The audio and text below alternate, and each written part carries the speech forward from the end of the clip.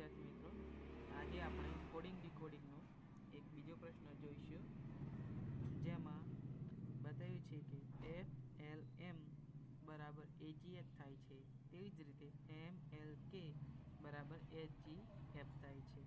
હવે આનો અને આનો જે સંબંધ થાય છે તેવી જ રીતે આ બંનેમાં પણ થઈ રહ્યું છે. હવે આ સંબંધ આપણે A, B, C અને D કયા ઓપ્શનમાં રહેલો છે તે શોધ્યું. બરોબર, ચાલો શરૂ કરીએ.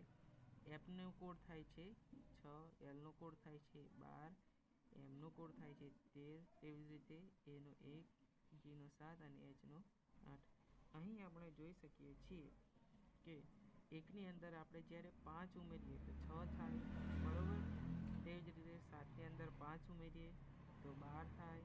તેવી જ રીતે 8ની અંદર પણ આપણે +5 કરશું તે આવશે. તો ચાલો આપણે આમાં પણ ચેક કરીએ. Mનું 13 થશે, Lનું 12 થશે અને Kનું 11, Hનો 8, Gનો 7 અને Fનો 6.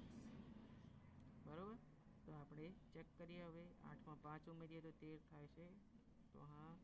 7માં 5 ઉમેરીએ તો 12 થાય છે, તો હા. 6માં 5 ઉમેરીએ તો 11 થાય છે, તો હા. તો આવી જ રીતે આપણે ઓપ્શન વાઇઝ ઓપ્શન ચેક કરવું પડશે, પરંતુ હું પહેલાંથી જ જવાબ તને કહી દઉં છું કે C આવશે. તો ચાલો આપણે આને ચેક કરી લઈએ.